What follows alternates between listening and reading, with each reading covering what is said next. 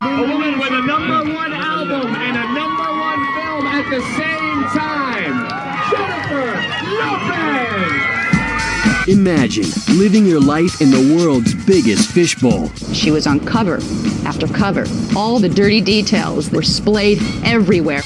You can't go anywhere. Nobody really wants to be arrested or handcuffed. It's a really traumatic experience. You can't do anything. They said they called off the wedding because of the media. You can't be you without the press riding your tail. So much attention got put on what kind of body Jen has and that her butt's so big. Welcome to the amped up world of Jennifer Lopez.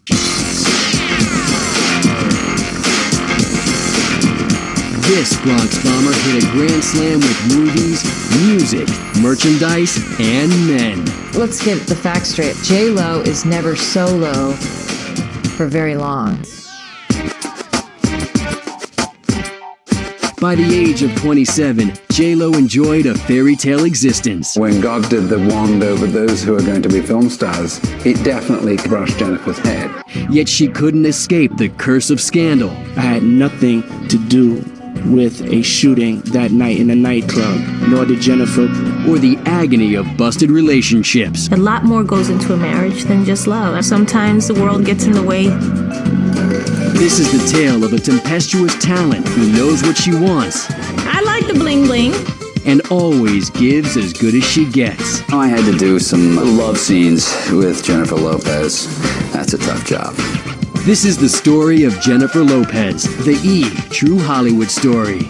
I'm not perfect, you know. I'm just a human being like everybody else, except that my stake's in the front page of the paper. The dream of being one of from life's ambition was to be a star. The public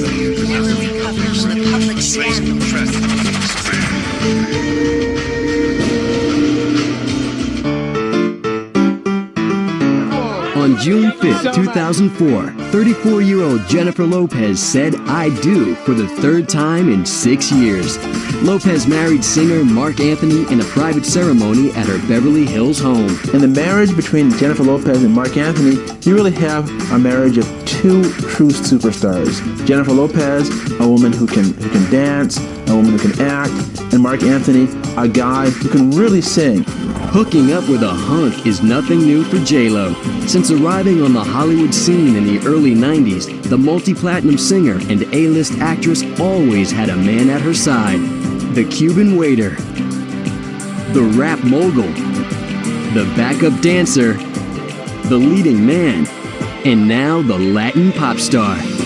But Lopez and Anthony arrived separately at events and barely acknowledged their marriage publicly. At the October 2004 premiere of her film, Shall We Dance, Lopez strolled down the red carpet alone. Hubby Marc Anthony breezed by moments earlier and disappeared inside. All this cloak and dagger and secretiveness, what is it really? It really just adds to speculation. And, like, is this a sign of a happy couple? Rumors flew. Could the relationship already be in trouble? I don't know if the marriage is going to last. I would hope so, but her track record is not really very positive. Or was Jennifer simply playing a cat and mouse game with the press? For the girl who struck gold with the hit Jenny from the Block, the fast lane was a long way from the old neighborhood. Jennifer's improbable journey began on July 24th, 1969 in New York City. Her parents, David and Guadalupe Lopez, came from Puerto Rico. Dad worked as a computer technician. Mom taught kindergarten. The family lived in a modest apartment in the Castle Hills section of the Bronx. It was, you know, lower to middle class, working class neighborhood. Everybody works a 9-to-5 job. You can get anywhere from minimum wage to, you know, a few dollars more an hour, and you just scraping by, bill to bill, trying to make it work. We had a pretty good time growing up. It was a nice neighborhood. It wasn't the best neighborhood, but it was nice. Jennifer's two sisters, Leslie and Linda, were her constant companions. We were also close in age. We were all like a year and a half apart. We were a little gang who ran around together, did everything together. It was almost like a set of friends. Guadalupe shared a love of music with her three girls. You know, my mom entertained us all the time. She'd always have, you know, records on or the radio on, be singing and dancing for us. So now when I was 5 years old, I started dancing. I knew how to dance flamenco and ballet and jazz and all that kind of stuff. It was just a love affair with it. In 1978, the Lopez family moved out of their cozy apartment, but not out of the Bronx. My dad, he had saved enough money to buy a house. That was a big deal. It was a small house, but it was a nice house. You know, we loved it. That was priority for me. I wanted to make sure the kids had a place where they can grow up. And we sacrificed to get it, but we got it, and it helped. It's a good feeling. And it gives the kids a sense of growing up like they own something. Jen and her sisters attended Holy Family Catholic School in Castle Hill. School was kind of easy for me. You know, I didn't have to try too hard, and I would always like a B student. Maybe if I would have applied myself, I could have got A's. But I had my mind on other things, you know. And one of those things was sports. I did want to run track. You know, I was young. I was like, I don't know, I guess I had to be 11 years old or something like that, 10 or 11, and I wanted to start running. They were starting a track team in the neighborhood, and I just went out for it. I wasn't afraid to try it. For a while, she, you know, was very athletic. She played tennis, she ran track, she played baseball. We thought she might do something like that for a while because she was so unbelievably good at all that stuff. In 1983, Jennifer started her freshman year at Preston High, an all-girls Catholic school. Lopez soon gave up track and returned to her first love. And then when I was like 14, 15, maybe 15, I started getting back into the arts again. And then there was this neighborhood boys and girls club, and I started hanging out there. She always looked forward of coming from school and rushing here to Kips Bay every day at 3 o'clock. It was like the highlight of her day. And when she came here, the 3 or 4 hours of actual time here, she actually worked very hard on the stage. Dance was a passion. Dance and the school plays, the auditions, you know, anything that had to do with theater, music, that was it. After school, Jennifer worked part-time in a law office, earning $150 a week. I did taxes, I did filing, whatever he needed me to do, I did. She was a smart person, she was intelligent, she was aggressive, dependable. Just a lot of fun to be around. In June 1987, 17-year-old Lopez received her high school diploma. Guadalupe had big plans for her daughter, to be a lawyer. That fall, Jennifer started business classes at Baruch College in Manhattan, but her heart wasn't in it. I basically just got up one day and said, you know, Daddy, Mommy, I really want to not go next semester. I would like to try to pursue, you know, dancing and singing and acting as a career. And of course, they were like, you know, you're crazy. I really had my own dreams and aspirations and the will to kind of do it. So at one point, I just kind of rebelled and was just like, I don't want to do this. I'm going to do this. I'm going to try this. 18-year-old Lopez decided to chase her dream. She packed her things and moved to a small apartment in Hell's Kitchen. Once I left the house, which was under like strange circumstances with my family, it was a tough time. It was a time when it was a real mess, and it was like 3-4 roommates and sleeping on floors and having pizza for every meal because it was only $1. Jennifer enrolled in dance classes at a local studio. And I remember Jennifer working out on a lot of, you know, different choreography. She was really funky, but she had great technique, and she danced like she was lightning. You know, it was just this power that she danced with. It was an energy of knowing that she performed with that was really dynamic and amazing. The countless hours of practice soon paid off. In 1988, Lopez landed her first dance gig in the traveling stage show, The Golden Musicals of Broadway.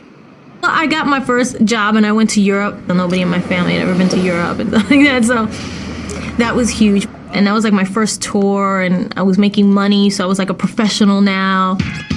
A year later, Jennifer appeared in Summertime, a music video featuring Dougie Fresh and the Get Fresh crew. Then, in November 1990, 21-year-old Lopez tried out to become a fly girl on the sketch comedy show In Living Color. Jennifer's dad encouraged her to go for the part. And I met her out in the street, so we were just talking about it. And she was nervous. I told her, you know, just use your natural ability. Don't need to walk into a room and take over the place. Just be yourself. Jennifer aced the audition, despite tough competition.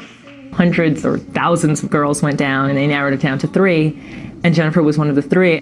I love him so. Lopez and the other finalists flew to Los Angeles to perform for the show's creator and star, Keenan Ivory Wayans. Final decision has been made. Now I'm gonna let the girls announce who they picked, so y'all say that together. Ready? Our new 6th fly girl is Carla Garrido. Disappointed, Jennifer returned home to New York. Lopez continued to score minor dance gigs while attracting major attention. The first job that I hired her for was the American Music Awards for New Kids on the Block. Jennifer was right in the center. She had her hair in a ponytail, she had on a black leather jacket, really tight jeans, and some Doc Marten boots. She was slamming, and it was just an amazing performance, and Jennifer's right in the center of that whole performance. In May 1991, Lopez received an exciting call. Another Fly Girl spot opened up on In Living Color, and producers wanted Jennifer.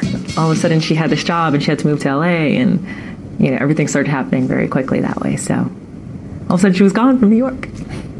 That was traumatic for me. I'm more emotional than my wife is, but I felt it when she moved away. And all you can do is try to support them, you know? It was hard to like break the ice with everybody, you know? But after a while, you know, we just started getting along and stuff got better. But it was hard at first.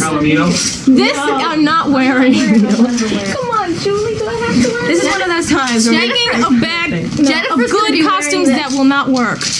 It's beautiful, but it's hard to dance in because she's gonna make it work because she's a fly girl and she can do anything. Just saying how much I love the coat. Everybody was excited, of course. That was our homegirl from the Bronx. Everybody looked at this thick, you know, Puerto Rican girl, and I think she was making everybody else work hard. And the other girls were great too, but it was just something about Jennifer that stood out. And we got to see what it was later. She was a star that was rising at that time. Coming up. The minute she started, the audience went absolutely insane. They went crazy. And later, NYPD Blues. Obviously, nobody really wants to be arrested or handcuffed or, you know, go through all that kind of stuff.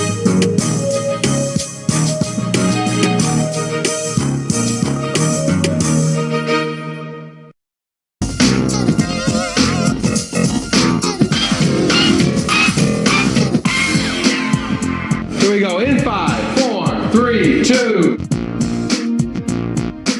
In 1991, Bronx native Jennifer Lopez moved to Los Angeles to become a fly girl on In Living Color. But after 2 years with the hit show, the 23-year-old dancer was eager to spread her wings. The Wayans family introduced me to this gal named Jennifer Lopez. She wanted to be an actress and she wanted to be famous. She wanted to stop doing In Living Color, and she was going to try to do other series and try to get movie roles and move on to that stuff. I thought to myself, that's such a scary thing to do. You know what I mean? I just remember thinking that was so brave.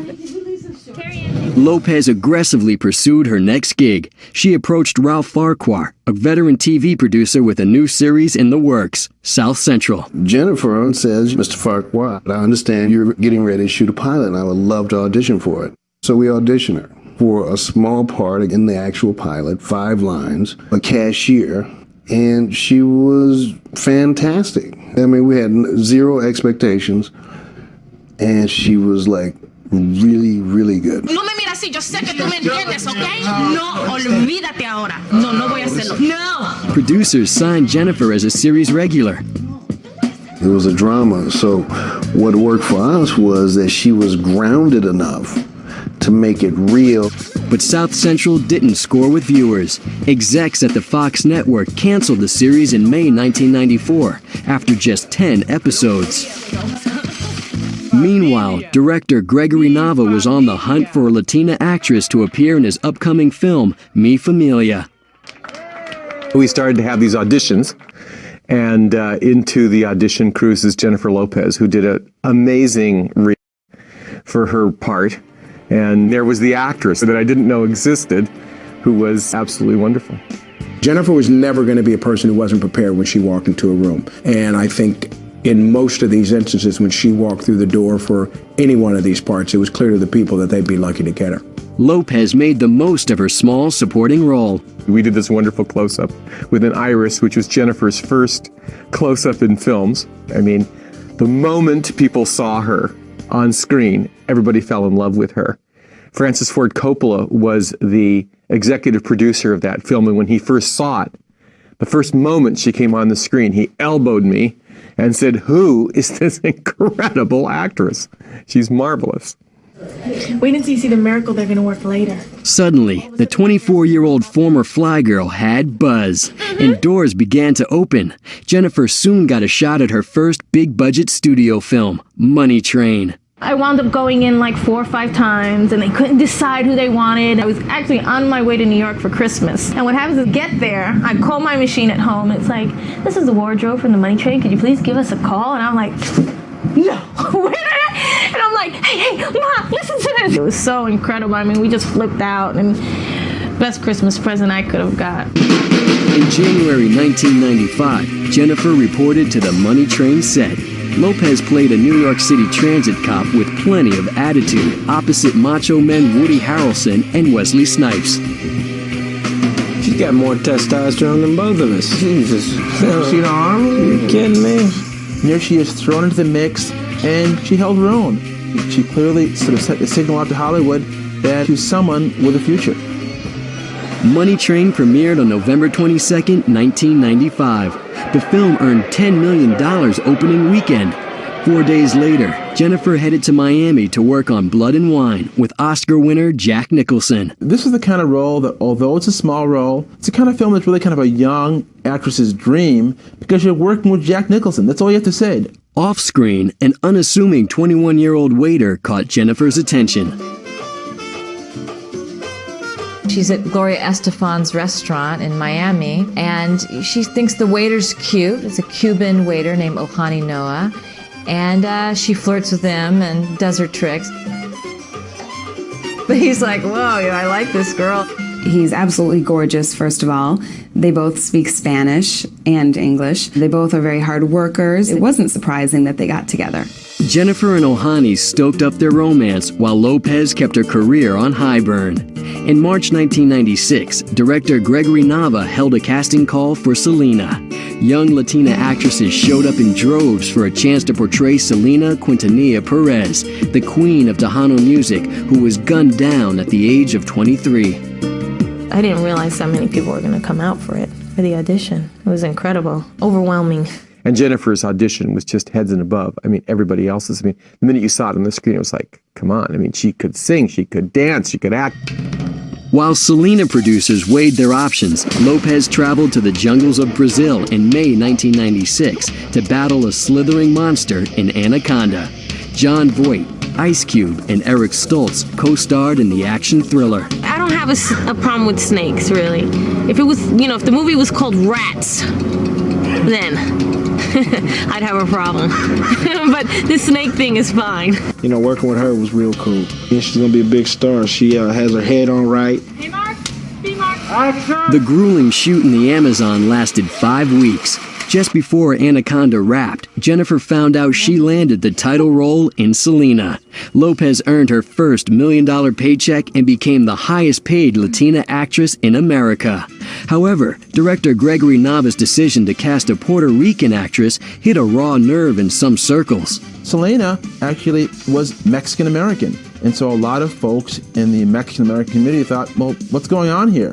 Why can't you cast a Mexican-American actress in this role? We get a Latina to play the part, and then people in the community protest because it's not the right kind of Latina. I mean, sometimes you just want to run around and, scream, like, what well, you know, what kind of craziness is this? Still, Jennifer submersed herself in the life of the late Tejano star. Right now, I'm researching her character, watching her nonstop, listening to her, learning lyrics, having dance rehearsals at night, you know, everything. I'm gonna go stay with her family soon. They've asked me to come down and, you know, because I said, can I get some more tapes of her? You know, they're like, why don't you just come down here? And I was like, oh my God, I'd love to. She actually went and lived with them down with the family. The family accepted her and liked her, and she slept in Selena's room, actual bed. In early September 1996, filming began in South Texas. Jennifer had no doubt she could handle the role of Selena. Bringing Selena's music to life was another story. The first concert scene that we did was the Houston Astrodome concert scene. We shot it at the Alamo Dome in San Antonio. 35,000 people came. It's a lot of extras, okay? They knew Selena. They'd been to all her concerts. Most of them had been to that Houston Astrodome concert. And when I came into the stadium, you know, I didn't know how I was going to be accepted. It was the first time I was, you know, it was like a week into shooting that we shot that big scene. So the lights come off, come down. Jennifer gets on the stage. It's a big rotating stage. And when I walked in and they all started screaming, they were screaming Selena, but they were screaming Jennifer too. The minute she started, the audience went absolutely insane. They went crazy. The emotion in that stadium was unlike anything you've ever felt. You feel that love, and there was a huge amount of love in that audience. Absolutely. One of the most emotional experience I've ever had shooting a movie. No, San Antonio came out and it's just been so great. Just want to say thanks. It's going to make the movie so much better. There's just such an outpouring of love coming in for Selena. You know, they all came out, you know, to be part of the movie. It's just an incredible rush being out there and feeling that.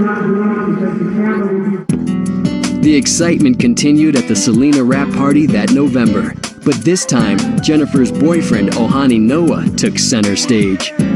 Ojani got down on one knee in the middle of the cast party and proposed. In front of everybody, her friends, the people she worked with on the movie set, and she was just shocked. I mean, she was very surprised that it would happen then and there, but very excited because it's what she wanted. It was a big, wonderful event. Yeah, it was terrific. I was very happy for her. She was very much in love with him, and she was very happy to be getting married. On February 22nd, 1997, the couple exchanged vows. Jennifer was 27, Ojani 22. She looked beautiful in her wedding dress, and she cried, and you know, it was a small wedding, not too big. You know, everyone there thought, oh, this is it, it's gonna last. Selena's parents were there at the wedding, all of her family was there at the wedding, even Oliver Stone was there at the wedding, and it was a gorgeous setting. It was one of those warm, friendly, great virginal weddings. It was her first one, and she, of course, wanted it to be very special, and it was. Coming up, check please. And how is a waiter going to compete with somebody who's walking down a red carpet?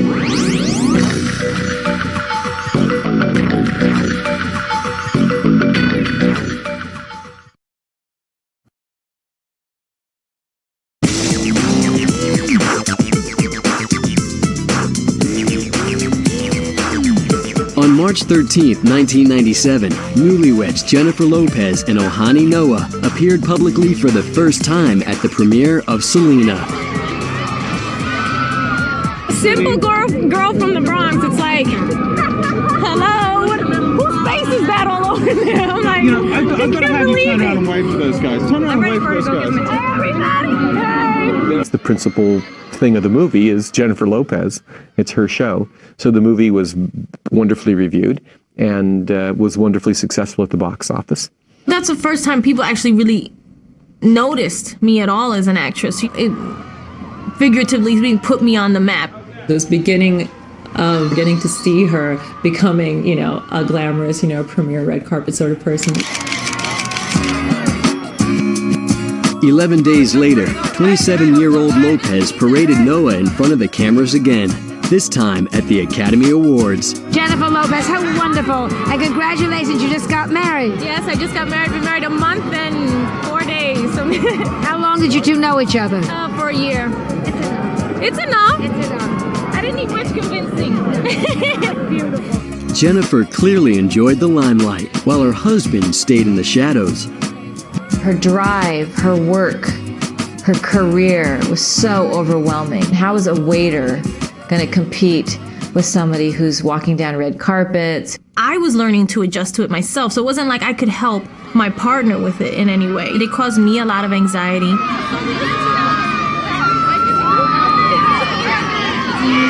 Still, Jennifer returned to the red carpet in April '97 for the premiere of Anaconda. The movie took in $17 million opening weekend, surprising many critics.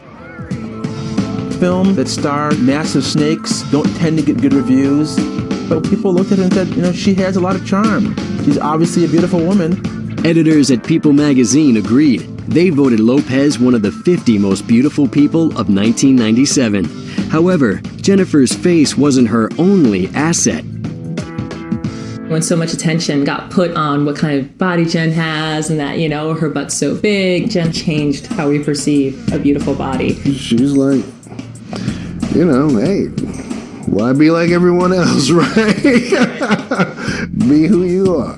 Start making people appreciate, you know, butts. Unlike other women who have come to Hollywood, she didn't try to diet herself down. Jennifer will tell you so. This is how we look in the Bronx. But Jennifer's not the only one with the tush. She's Boricua, and that's what they come. That's the package they come in. In July 1997, Jennifer and Ojani took off for some R&R in the Bahamas. This is nice when you've been working a lot, which I have lately, and just to get away and really just zone out. When we're back home and I never see him all day, so it's nice to like, it's 11 o'clock, where's Ojani? Still in bed. Oh, okay. 3 months after returning from the islands, Jennifer headed to a very different climate to shoot Out of Sight in Detroit. Her co-star was one of Hollywood's most eligible bachelors, George Clooney. Well, you know, I had to do some little love scenes with Jennifer Lopez. That's a tough job. Hey. The bathtub scene was one of the first scenes we shot together. I wasn't supposed to get in the water. I was fully dressed. It was kind of like we were supposed to kiss, and I just went and got in the water with him.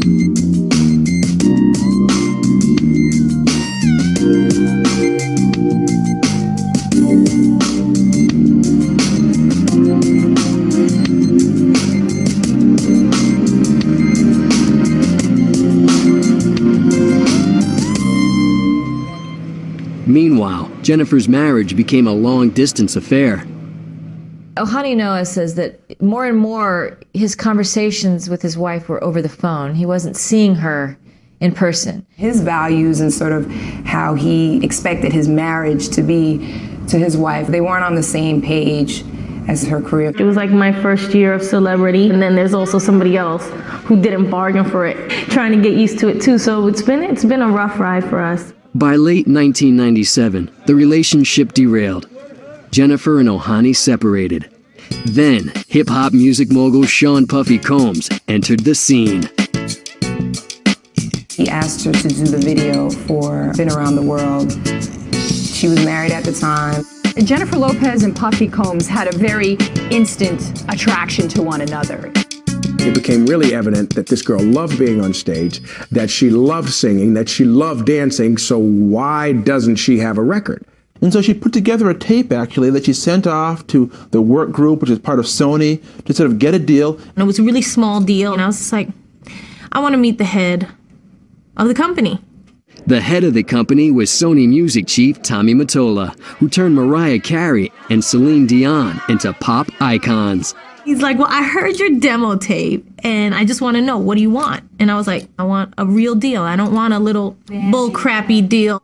Mottola signed Jennifer on the spot. In early 1998, Lopez went to work on her debut album, On the Six. The timing was just right for a Latin crossover star, someone who could be not only a movie star, but also a music star, and she fit the bill.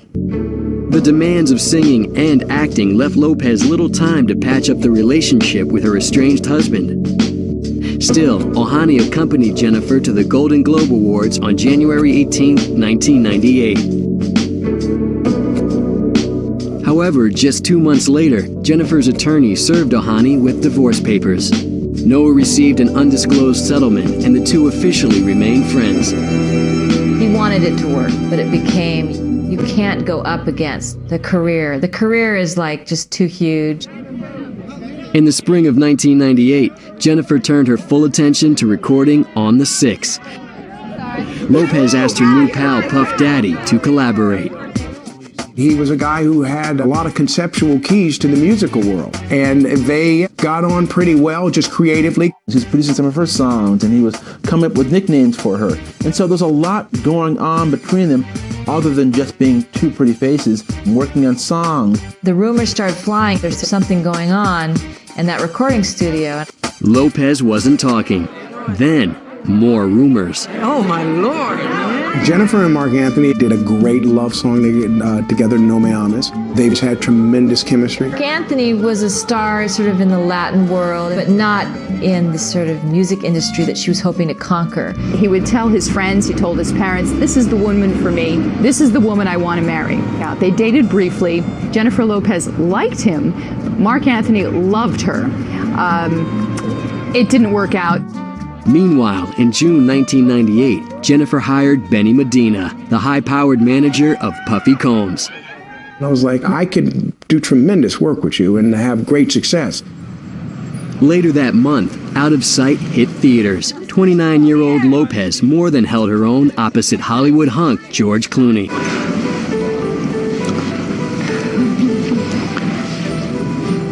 I'm Gary. I'm Celeste. It takes forever to get a drink around here. There's only one waitress. Oh, don't go. Those guys bother you? Oh, they're fine. I mean, you just got here. Well, does this make any sense to you? It doesn't have to. It's something that happens. It's like seeing someone for the first time. She was going toe-to-toe with one of Hollywood's most handsome and talented leading men. It made people take her a lot more seriously as an actor. He really had sort of grabbed the mantle of an A-list actress. The public found Jennifer irresistible, and Puffy did too. That fall, he made his move. She was sort of like, I came out of this divorce, I'm just gonna have fun. But Puffy was really persistent, really sort of determined to make Jennifer his girlfriend, and eventually, you know, she fell under the spell of Puff Daddy. By spring 1999, Lopez's first single, If You Had My Love, took over Top 40 radio. It set the signal that she was for real. By putting out If You Had My Love, she really paved the path for her album to be a success.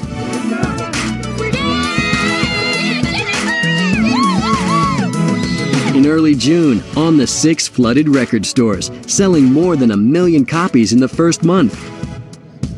Adding this urban/pop phenomenon of a hit record, it gave her another playground to expose herself.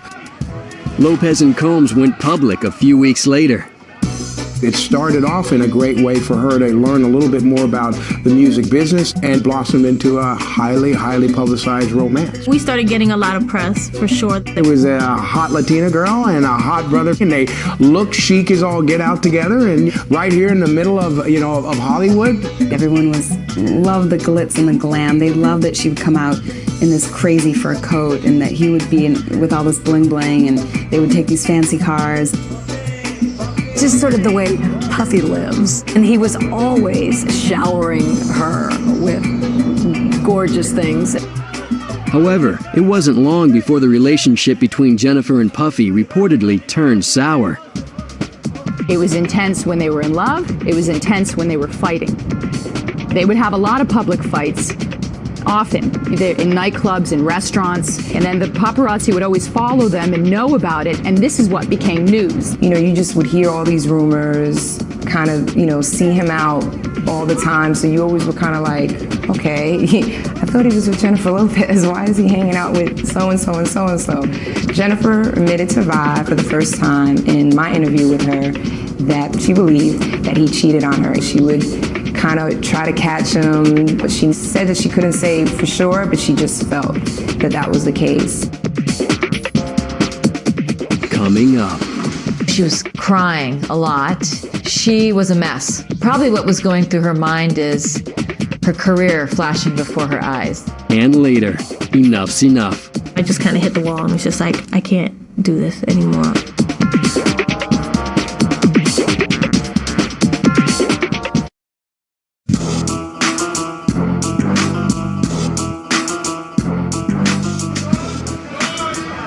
On December 27, 1999, Jennifer Lopez, Sean Puffy Combs, and Puffy's 19-year-old rap protege, Jamal Shine Barrow, walked into Club New York, a Manhattan night spot near Times Square. It was not a private event. Jennifer Lopez was here, Puffy Combs was here, there were a lot of professional athletes here. It was a great party. It was weird that Puff and Jennifer were at that club because that was kind of like a very regular hip-hop club. No A-list celebrities go there. We had a bunch of ballers in there and a couple of them that were just being extremely antagonistic towards Puffy and his group of friends. From that point forward, alcohol kept flowing and tension kept building. Puffy and Shine allegedly got into an argument with another partier shortly before 3 a.m. Someone tossed a wad of cash at Combs as a sign of disrespect. Suddenly, all hell broke loose. And at some point, one of those people in that group fired off guns and other gunfire was had. Shine was among the shooters. It was a scary thing to have happen to you, to be standing somewhere where bullets go past your head. Panic spread throughout the club. Jennifer got lost in the chaos. Everybody scattered so fast, she realized that Puffy, the bodyguards, everybody's like, she's there by herself. And someone, managed to get her out of there. Inside, 3 people lay wounded. Outside, Lopez found Combs. According to police reports, the couple jumped into the backseat of his SUV. Puffy's driver and his bodyguard were in front. Officers arrived as the SUV pulled away. They ordered the driver to stop. Instead, he swerved around a patrol car and led cops on an 11-block chase. Police finally forced the SUV to pull over. Officers discovered a loaded gun on the front seat. Meanwhile, back at the club, detectives slapped the cuffs on Shine. Everybody was booked, including Jennifer Lopez. They spent the night in the precinct. She was crying a lot. She was a mess. Probably what was going through her mind is her career flashing before her eyes. Obviously, nobody really wants to be arrested or handcuffed or, go through all that kind of stuff. It's a really traumatic experience. Police charged Sean Puffy Combs and Jennifer Lopez with felony gun possession. Shine was accused of attempted murder and assault. Both men were released on bail. Charges against Lopez were dropped. The reason Miss Lopez was dismissed is because if you or I went into a car and sat in the back seat and a gun was found in the front, our cases would be dismissed. I want to say to you all face to face, I had nothing to do with a shooting that night in a nightclub, nor did Jennifer. Still, the tabloids kicked into overdrive. There were guns, there was a shooting, there was a car chase, and Jennifer Lopez was prominently part of this picture. She suddenly looked like a gangsta. She wasn't in trouble for anything, but you couldn't get away from the media coverage of how she was involved in the situation. The bad press KO'd a relationship already on the ropes. Even if the two had been in love and were tight, they were fighting a big monster, and the monster was his charges and the paparazzi following them. It was getting on her nerves. It's like, okay, I was in a club, somebody fired some guns, I didn't do anything. Now, I got a great record. Judge me on that. In January 2000, 30-year-old Lopez received a different kind of verdict. She was honored with 2 American Music Award nominations for her debut album, On the Six. The following month at the Grammys, Jennifer dropped the fashion equivalent of an atom bomb. Her dressing was moving all over the place. It was open up to here, of course, very, very open on the front to the belly. And nobody understood why the dress stayed on. It was like an extreme contrast between look at me, but you can look that much. I didn't think it was so much or that much different than anything else she had worn up to that point. I remember seeing it the very first time on the red carpet, and it didn't strike me so, that's a mind-blowing dress. It didn't seem like such a huge deal to me. The way she came in, the eyes on the camera, the public were all on her, and she felt so comfortable. That was the best thing, the way she wore the dress. She wore that dress because Puffy was in a little bit of trouble then, and it was a way to sort of deflect attention from him because you were looking nowhere but right there. Jennifer's barely there Versace gown did more than raise eyebrows on the red carpet. The dress caused a sensation on the Grammy website. More than 600,000 fans downloaded pictures of Lopez at the event. Yeah, that dress then took on a life of its own. The Oscars that year, the South Park guys showed up, dressed up in the Versace dress. I thought it was funny because, the Grammys were just like a month before, so it was a fresh, nice little joke for them. Dance, that's it. Dance! There were plenty of smiles on the set of Jen's next film, too. Matthew McConaughey played Lopez's love interest in The Wedding Planner, a romantic comedy. In 5 minutes, we were already had nicknames, punching each other, juking each other. So it was already like, okay, there's a rapport here.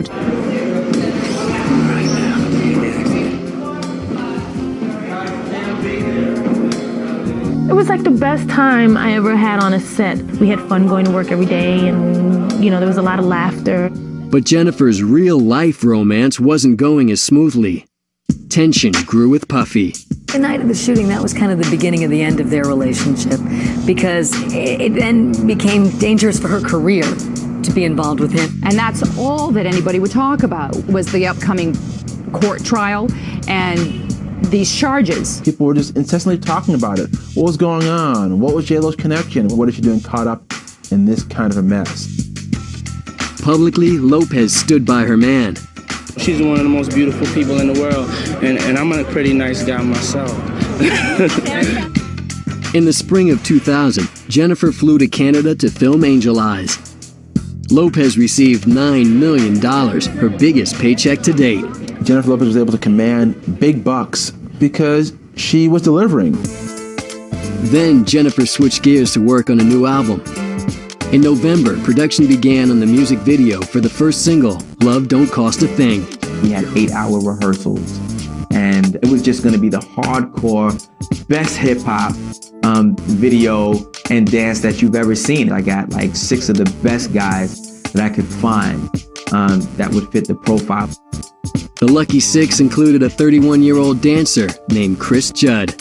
When she saw his photograph, she had an instant reaction to it. Jennifer and Chris met on the set of Love Don't Cost a Thing. Puffy was in and out, and Chris and Jennifer caught each other's eyes, and there was definite chemistry. It was great because, we're on the same wavelength. He understands me. Once the video was finished, she chose a couple dancers to tour with her in the European Music Video Awards. Once again, Chris Judd made the cut.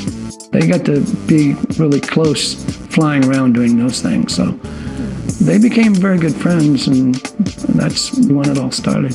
Throughout the promotional tour, you could see that there was some interest in electricity from both of them. One evening, the sparks really began to fly. She took all of her people out to dinner, and he says, let's go take a walk, and he kissed her that night. By the time we got back here into the States, if not fully blown, it was the beginning of a romance. Jennifer Lopez wanted to date Chris Judd. Chris Judd wanted to date Jennifer Lopez, but she was still with Puffy. Maybe she was just staying with him because of all the publicity. But there were lots of stories of she and Chris, and people would see them every once in a while, like kind of stealing moments.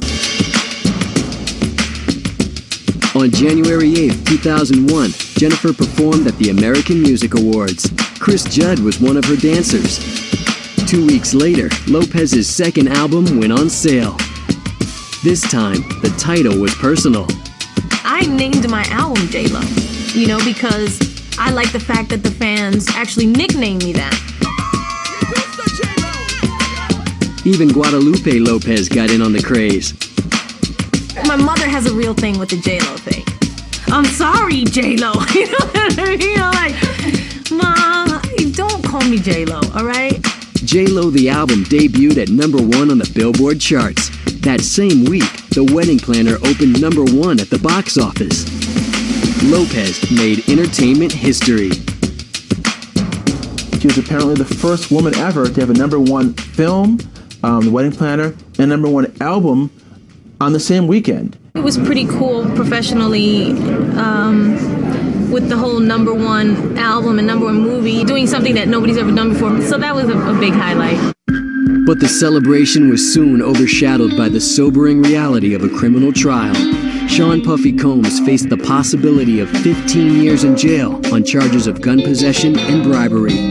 This incredible stuff was happening in my career, and I was trying to focus on that. And at the same time, he was going through the trial. It was a lot of stuff to deal with all at once. Coming up, here comes the bride again. He was trying to put it on her finger while she was asleep. That's the way, but he couldn't get it past her knuckle.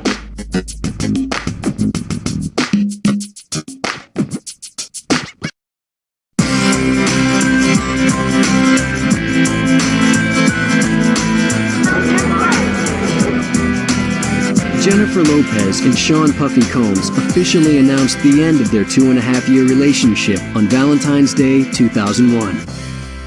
Meanwhile, dancer Judd waited in the wings. Here we go again with the JLo men overlapping. She had mentally finished with P. Diddy.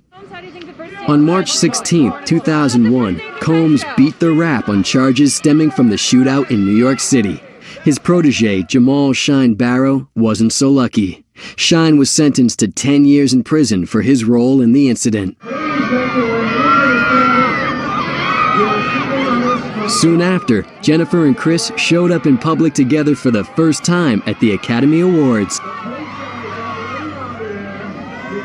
31-year-old Lopez then went to work on the thriller Enough. JLo played a wife and mother on the run from her abusive husband.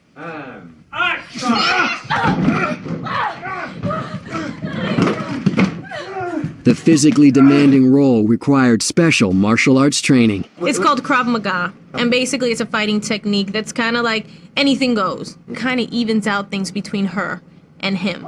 As you use the weight of their body as they're trying to attack you to maneuver yourself out of the way and counterattack.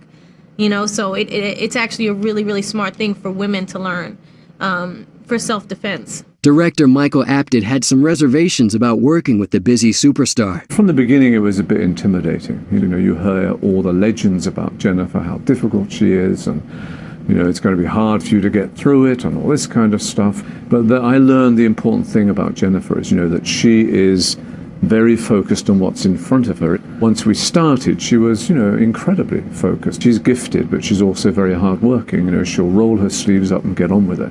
However, filming Enough almost proved too much for Lopez. During Enough, I just kind of hit the wall and was just like, I can't do this anymore. I'm tired. I'm doing videos on the weekends and shooting the movie during the week and recording, and it was bananas. It was a really, really crazy time. During Memorial Day weekend 2001, Jennifer shifted her focus away from business and back to romance when Judd proposed.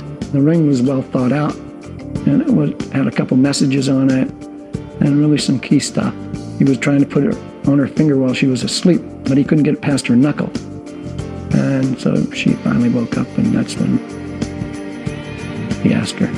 It's been great, you know, I mean, she's a great girl. We've been having a great time together. It's wonderful, actually. JLo herself, Jennifer Lopez! Jennifer said yes. The following week, Lopez and her new fiancé walked the red carpet at the Alma Awards, where Jennifer was named Entertainer of the Year. It's always so overwhelming when you're recognized, especially by your own community. It's always a real special night, and I always try to make it whenever I can. I love it here. After the ceremony, Jennifer concentrated on planning her upcoming nuptials. I was fortunate enough to be called to meet with Jennifer and Chris and to be asked to bid on her wedding. Lopez knew exactly what she wanted. Jennifer loves warm, loving family environments. That was really important to her for her special night. The couple chose a secluded spot for the ceremony, a private estate in Calabasas, California, just north of LA. The wedding location was at the very top of a hill something that Jennifer deserved, almost star-like, where no one could touch her, but that she was there for God just to look down at her and smile. However, even divine intervention couldn't keep the paparazzi away. The sheriff of that community was kind enough to send their representatives up, and any airplane that was lower than a certain altitude was immediately notified to land, or else they would lose their license. And need I say more? Those planes landed so fast that the airspace and the event was as quiet as could be. Security was tough. Only family got to go up to the house. People were busting like 4 or 5 miles away at Calabasas High School. You had to go through metal detectors, stuff like that. Even though I did sneak my camera in. On September 29, 2001, Chris and Jennifer said their I do's. Both were 32 years old. Valentino's gown made her look like an absolute queen. The tuxedos worn were as aristocratic, but yet as beautiful and warm as possible. Instead of boutonnieres, diamond lapel pins were worn. It was very romantic. Magical. It was. It really was. It was definitely beautiful. The next day, the newlyweds were off to Italy for a stay at the Lake Como villa of designer Donatella Versace. I was so happy for Jennifer that I thought she was so happy to marry this guy.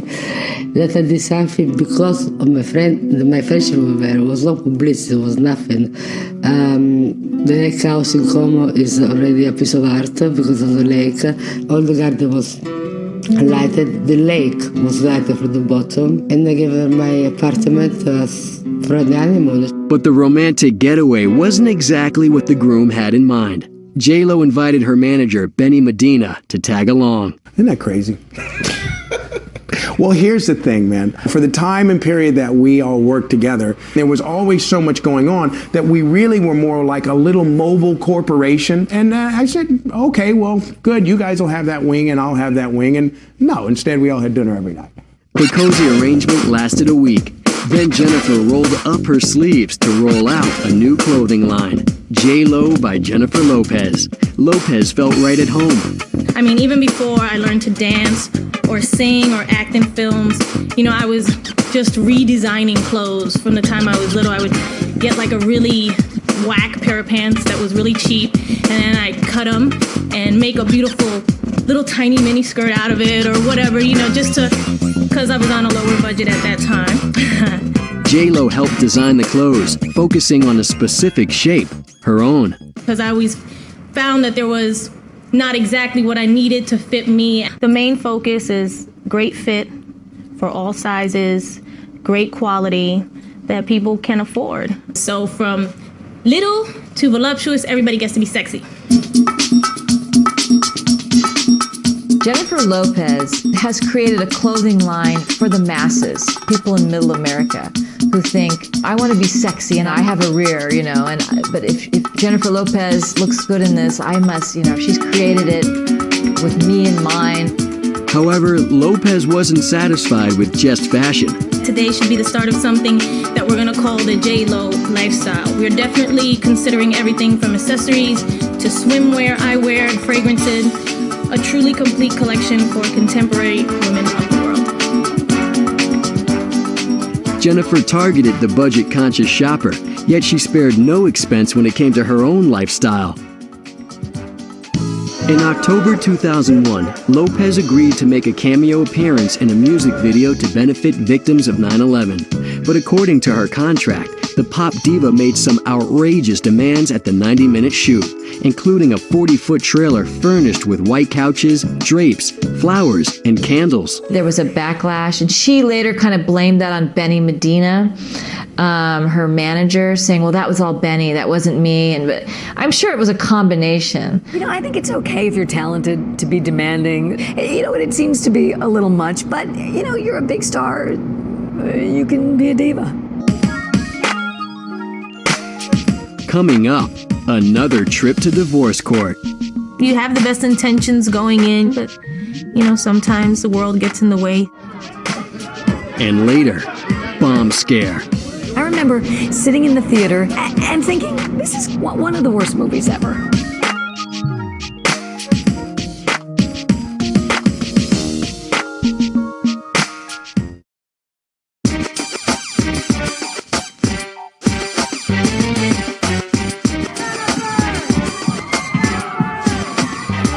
By late 2001, 32-year-old Jennifer Lopez ruled a one-woman kingdom as actress, singer, and fashion designer. That December, Lopez began shooting a new film, Gigli, with Oscar winner Ben Affleck. Jennifer's marriage to Chris Judd appeared solid, but she certainly seemed to hit it off with her new leading man. They had a lot of chemistry on the set. They're in the heat of, we're filming, they're on PCH filming, paparazzi are around, and pretty soon people start getting a whiff of, is there something going on here? Is there something just a little bit odd here? In February 2002, JLo released a remix album titled J to the LO. The record jumped to #1 on the Billboard charts. The remix album really was about making money, establishing her empire, without having to do a whole lot of extra work. So it was a smart move by JLo because she had a lot of things going on. Thank you all so much. I love you for all your support. A month later, Gigli rapped. Affleck was so captivated by Lopez that he took out full-page ads in Variety and The Hollywood Reporter, praising his co-star's beauty and courage as well as her poise and true grace. He gushes about her in this ad that he has to pay for and take out. It's for the whole world to see. Now, if you're Chris Judd, I don't know how you take that. Chris's father definitely had a hard time with Affleck's not-so-subtle approach. I wish she would have said, Dad, there's trouble on the horizon. I would have said, okay, you tell Mr. Affleck right in his face, I want you to honor the fact that she's a married woman, and you keep your butt away from my wife. I don't think he did it. Meanwhile, JLo the entrepreneur swung back into action. Well, one day I was in my house eating, and my family was cooking, and I was like, you guys cook good. We should open a restaurant. My dad had just retired, so I kind of did it, for the family. I wanted us to have a business that was our own. Lopez chose a location in historic Pasadena, home of the Rose Bowl. Of course, I'm Puerto Rican, and so we had to have that flavor in here too, as well as with the Cuban. Very tropical. It's all very tropical Latin food. The name for the Latin eatery came from an unexpected source.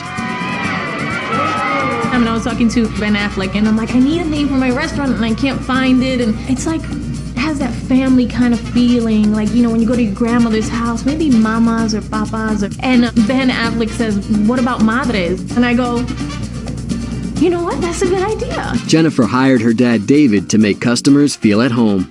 She wanted a nice, warm, friendly place where you can come, have great food, listen to some music. It's great, you know what I mean? My dad is like the social greeter of the restaurant. He's a really good guy, though. He has fun doing it.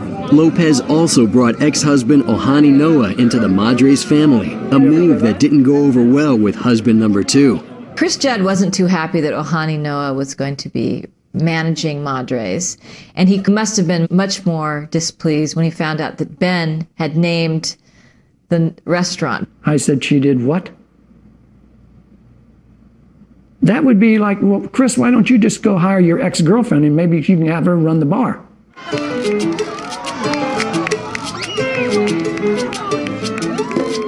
Madres opened on April 12, 2002 with a celebrity-studded party.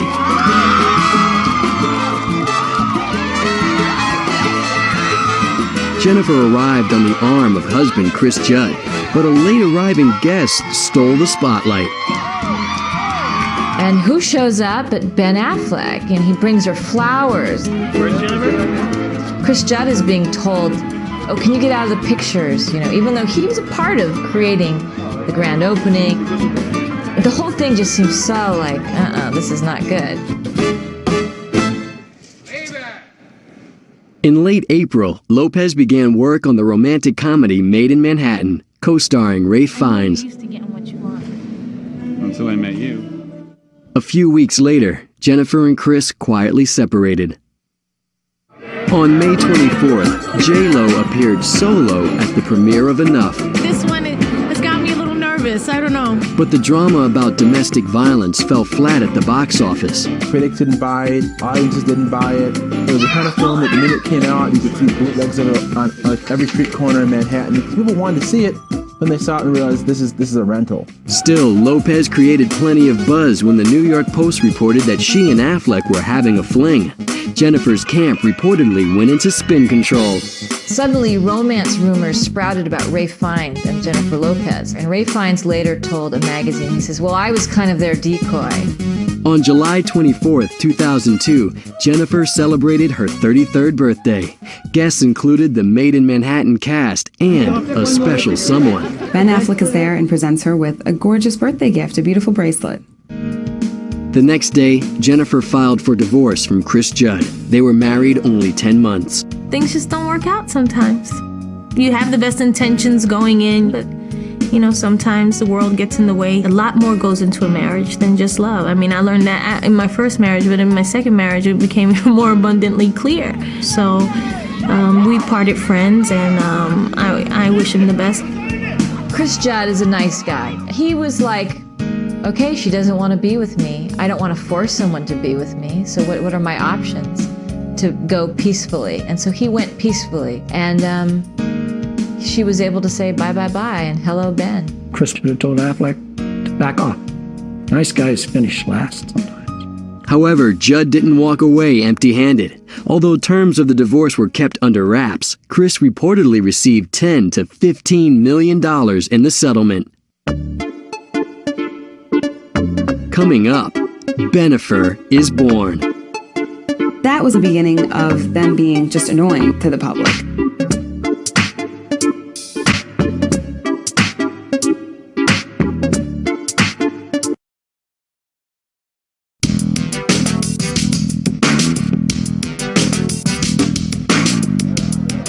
July 2002, 33-year-old Jennifer Lopez filed for divorce from hubby number 2, Chris Judd. A few weeks later, Lopez and Ben Affleck officially came out as a couple. Suddenly they sort of emerged, and the media just went crazy. I've never seen anything like it. Jennifer Lopez and Ben Affleck, this coupling, got the public wild. They wanted to know what was going on every step. He's very different from anybody else she had dated and seemed to have a very level head on his shoulders. He also was famous. He knew what was going on. They supported each other's careers, and they looked great together. They're both on the same level, and I know he cares a lot about her, and they care about each other, so I hope she has a lot of luck with this one. By the fall of 2002, JLo and Affleck were busy shooting Jersey Girl, their second film together. With Jen, I think having her in the movie did help that because it was a kind of a just add water, chemistry that was already there. I love every minute of it, every day coming to work.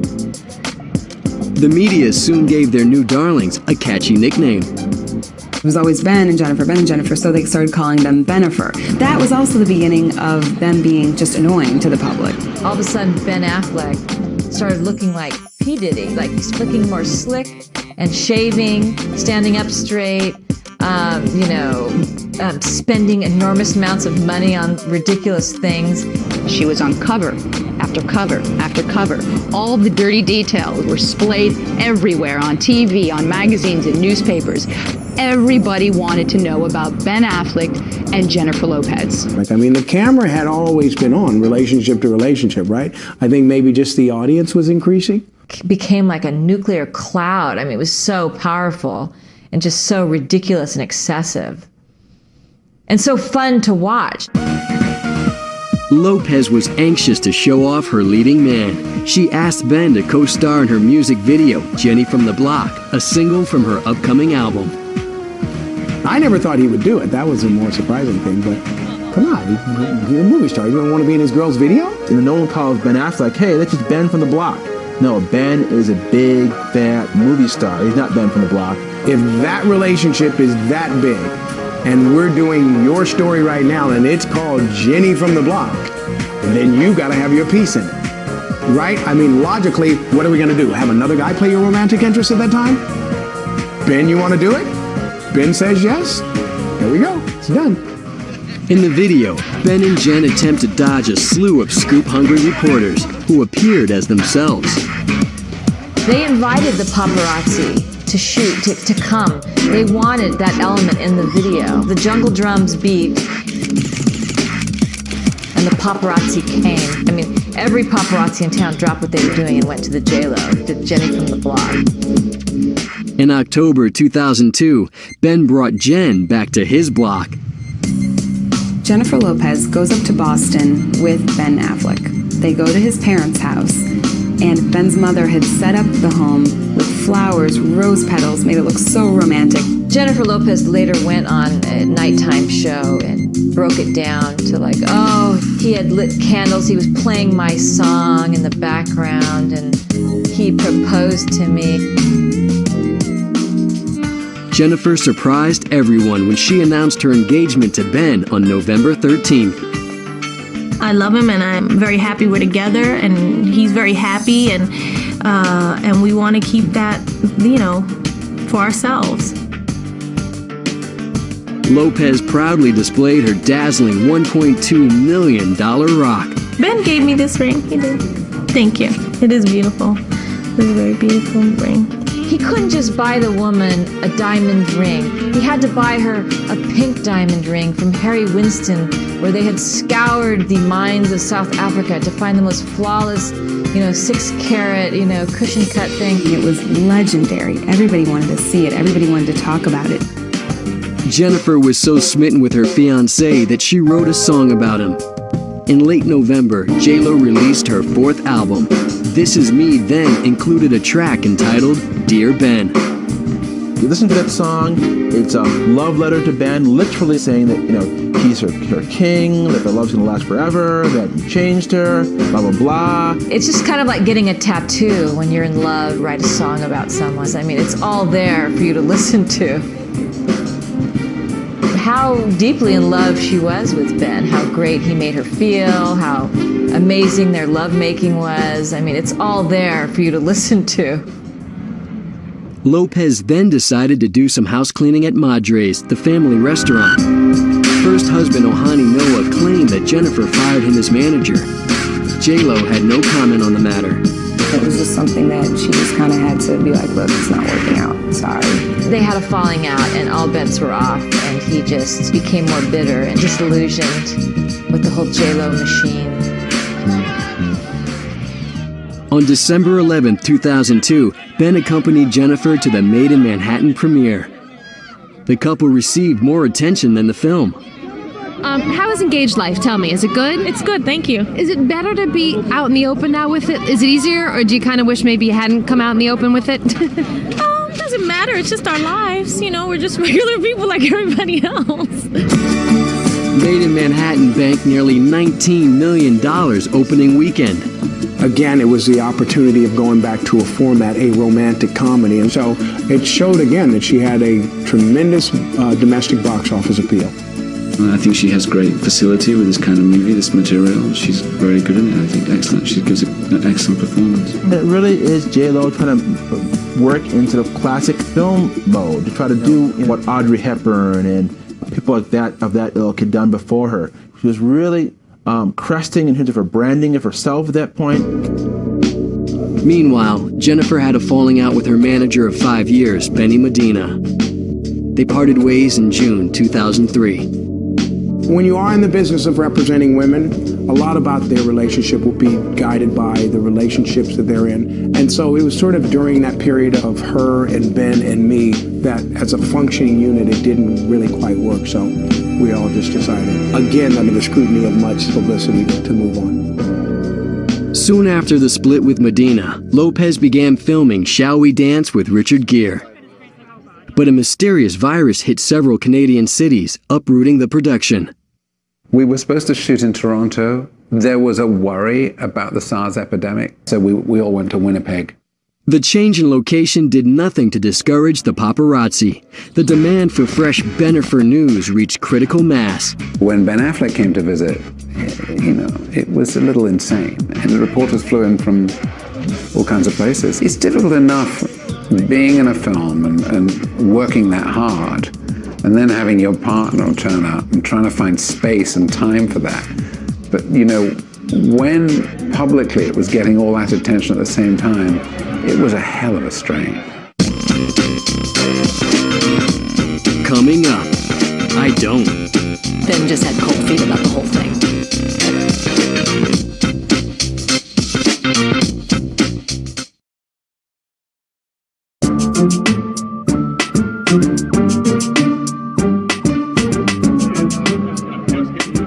By summer 2003, the Bennifer phenomenon was a national obsession. The couple worked on separate film projects in Canada.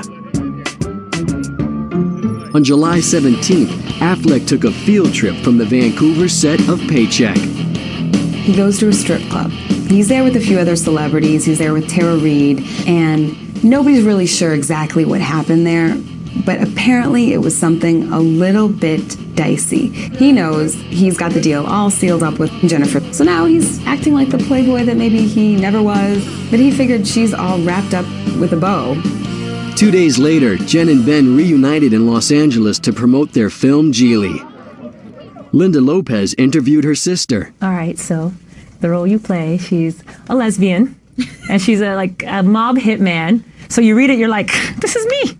I liked it because it posed to be a challenge for me. You know what I mean? I read it. There was like tons of monologues in it, and it was like, wow, there's actually some juicy material here. The writing was really impressive, and I really wanted to do it for that reason. See, now everyone would think that the hot scene in the movie is your guy's love scene, but the hot scene is when you're doing the yoga in the living room. Right. And he walks in so you can talk about... What does that say about our love scene?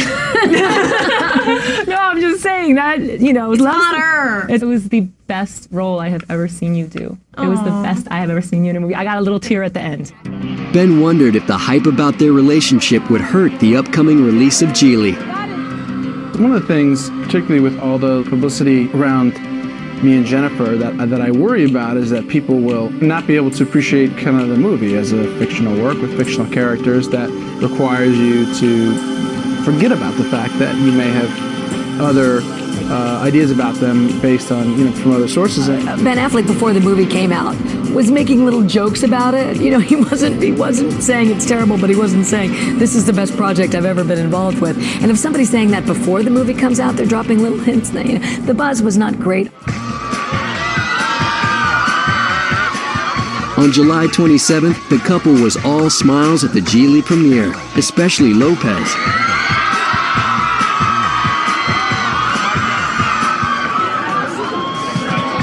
She proudly showed off a massive canary diamond, her latest birthday gift from Affleck. Soon after the event, Lopez returned to Canada to continue production on Shall We Dance. Then, news broke on July 30th about Ben's alleged wild night in Vancouver. It was all over the tabloids that Ben Affleck had picked up a stripper. I mean, we don't know if anything happened, but he sure was in a strip joint. So Jennifer Lopez, I'm sure, couldn't have liked that very much. Affleck's camp denounced the story as total garbage, but the damage was already done. It raises some flags in Jennifer's head. She got really, really upset. That was when the media really started to understand that this is something that maybe wasn't such a fairy tale. We couldn't get a clear answer. Her camp wasn't telling us anything. His camp wasn't telling us anything. In the wake of Strippergate, Ben made an emergency trip to Winnipeg, reportedly to smooth things out. 2 days later, on August 1st, 2003, one of Hollywood's biggest mega bombs detonated at the multiplex. I remember sitting in the theater, seeing like the first 15 seconds, and thinking, this is gonna be cute. And after the first 15 seconds, then you knew, one of the worst movies ever. The critics were able to unleash and unload on this movie they'd heard was gonna be bad, and for so long, they were finally able to say, yes, all you've heard is true. It's worse than you've heard. It's terrible. Don't see it. We hate it. Finally, we can tell you. The word spread, and execs at Sony Pictures quickly yanked the film from theaters. The studio took a major hit. Gigli cost $53 million to make and returned just $6 million. Gigli came to represent the worst aspects of sort of Hollywood celebritydom. Two stars that were over the top in terms of their exposure and shouldn't be working together. Gigli had a lot going against it, and it lived up to all those bad feelings. And it truly is a really bad film. Gigli got so caught up in like the sort of like way over the top negative reviews, it kind of associated with our relationship in a weird way. Still, Lopez and Affleck decided to move forward on a new production, their wedding. The date had changed several times, the plans had changed several times, from big wedding to small wedding. Jennifer, at different points, became worried, like she wasn't going to get this guy down the aisle, so we should move it up. And then she'd say, oh, no, okay. Ultimately, the date settled on was September 14th, 2003. And they had settled on a estate in Montecito, California, which is about 80 miles north of Los Angeles. It was going to be a beautiful wedding, not exactly low-key, not in a friend's backyard. It was going to be on this gorgeous estate. It had sort of an Art Deco theme. A lot of famous people coming. Once again, Lopez turned to wedding planner Sharon Sachs. Sachs orchestrated events at Jennifer's second marriage. We knew exactly what we were going to do to keep it quiet. From the air, to the ground, to the location, to the alias of names in the office, to not many people meeting with them. It was so important to keep it secure. Reporters were rabid to find out details about the Bennifer nuptials. But on September 9th, just 5 days before the big date, the couple made a shocking announcement. At the time, they said they called off the wedding because of the media. And, you know, I'm sure we were partly to blame. But I believe that Ben just had cold feet about the whole thing. There was pictures of them leaving the Ivy, and she looked like she'd been crying. Her eyes were red and puffy. And, you know, I mean, it was a very hard breakup. The wedding that wasn't turned a media circus into a total free-for-all. The paparazzi stalked Lopez and Affleck's every move. When they did get back together, their meeting point was Savannah, Georgia, his place, where she could have not looked more out of place. And she was literally holding on with bloody fingernails to this guy. He was looking for the out, and she was just not giving it to him. And I think that her pride, she couldn't allow herself to be dumped. In early 2004, after months of hype and speculation, Affleck left for Germany to hook up with pal Matt Damon. Matt was abroad publicizing one of his movies, so Ben joined him, and they definitely received the attention of some pretty young German fans, and pictures came out, and JLo was less than pleased. And he was rebelling. Affleck returned to LA to face the music. Ben and Jen went out to dinner one night, and she gave him the ultimatum. She said, you know, you're going to marry me or this is over. And he said, then this is over. On January 20th, 2004, Ben and Jen made it official. The engagement was off. The announcement had a domino effect. The director of the couple's second collaboration, Jersey Girl, decided the film needed emergency surgery. There was a wedding shot, about 12 seconds long, where she's wearing a gown, he's wearing a tux, people are whipping rice at him, and then they kiss. So when they didn't get married, it just felt like leaving that in would just be a little creepy. You don't want people going like, I saw on E that they didn't get married.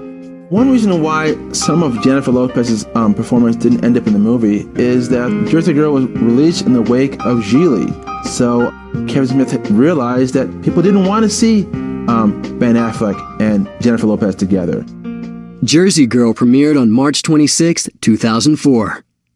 Once Gigli kind of tanked at the box office, I realized our movie would never open up at #1. In fact, the film landed in 5th place and only grossed $8 million opening weekend. Still, director Kevin Smith did not blame Jennifer and Ben. I don't regret they went out. A, Affleck got laid. B, I got much better performance out of him and her because they were in love at the time. I have really great memories of doing this movie. It's wonderful.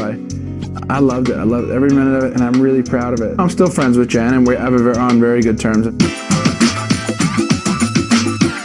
Coming up, third time's a charm. Or is it? Jennifer and Marc announced, well, you're not here for a dinner party. You're here to watch us get married.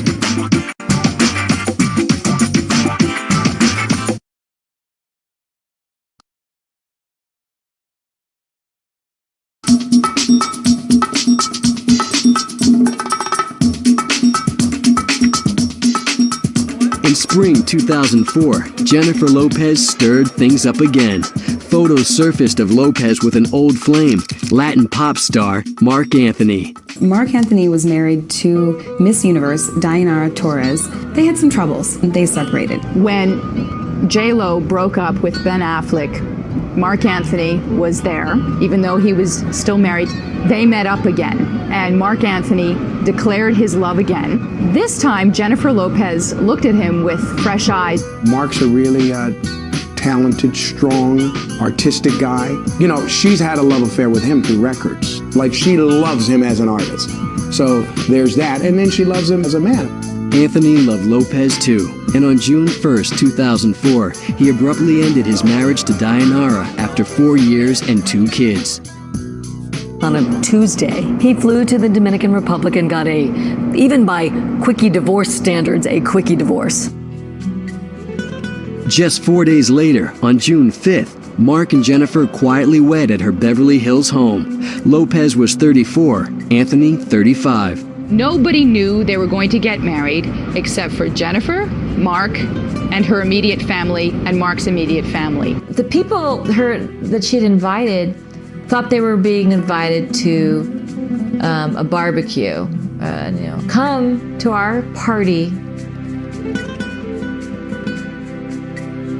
When they got there, Jennifer and Marc announced, well, you're not here for a dinner party, you're here to watch us get married. The press got wind that something big was going down. The reason that we got tipped off is because she had called in her makeup people, her hair people. We sent a reporter up at 8 in the morning to the house. By 11, I got a call that said there's a white tent up. By noon, we sent a helicopter up, and there's flowers, and they're putting down a little aisle.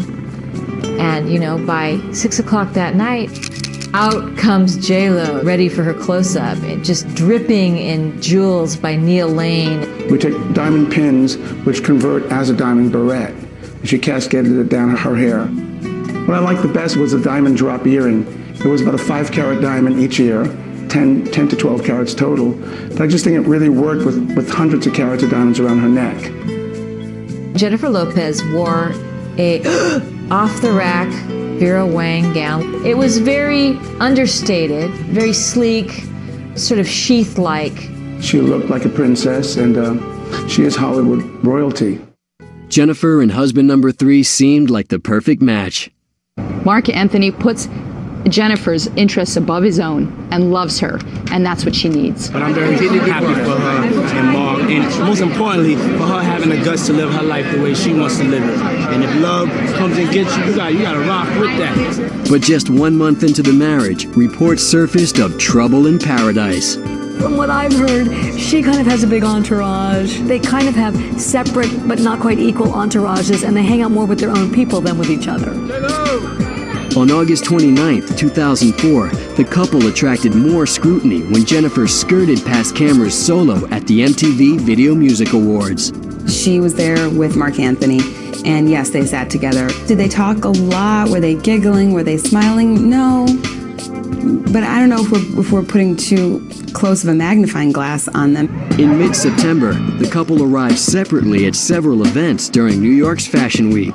JLo and Marc Anthony are making an effort to not do the red carpet together, to not do interviews together. They don't want to answer a lot of personal questions. Meanwhile, the premiere of Jennifer's 19th film, Shall We Dance, was just weeks away. It's a beautiful story about having to be fulfilled in yourself to be a happy person. Shall We Dance opened in theaters in October 2004 to so-so reviews and a weak box office.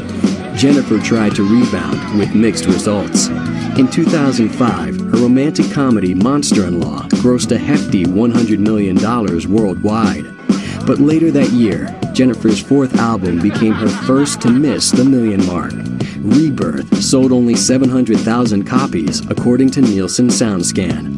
She needs to really pick her projects wisely. Her clothing line and stuff seems to be a success at this point. Her perfume doing amazing. The camera still loves Jennifer Lopez. In 2006, Jennifer switched gears. She and husband Marc Anthony founded their own company. Nuyorican Productions began developing projects that focused on the couple's Latino roots. 2 films, the low-budget thriller Border Town and the musical El Cantante, faded at the box office. But in mid-2007, Lopez released her first romantic album, sung entirely in Spanish. Its title, Como Amo Una Mujer, means How a Woman Loves. Singing in Spanish for me, it's like in my blood, and to be very open with my feelings and expressive, and with this album I was able to do that.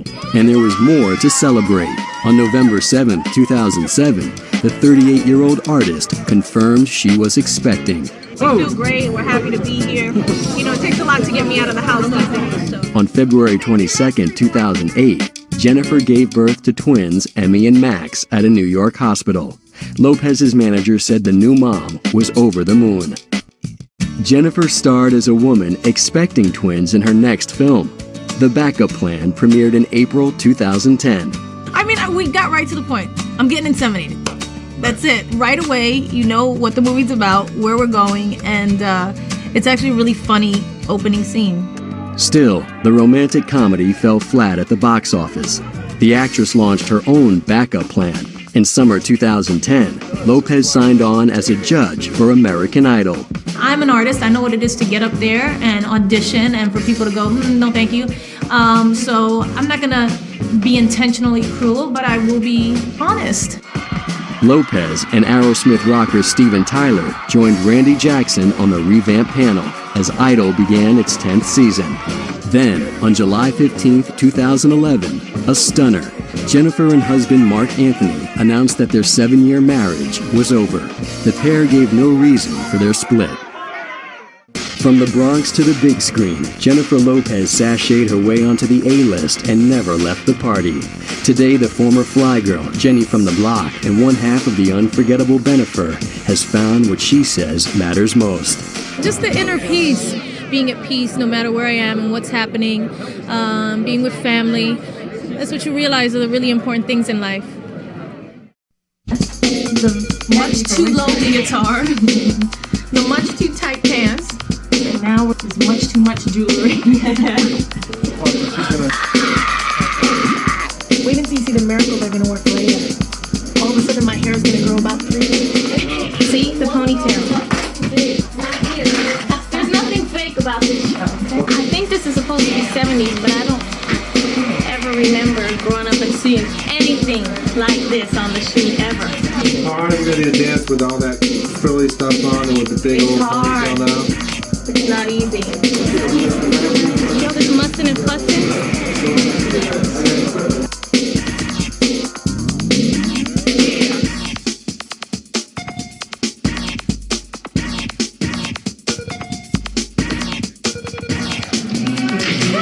And clear. Okay, let's touch it up again real quick.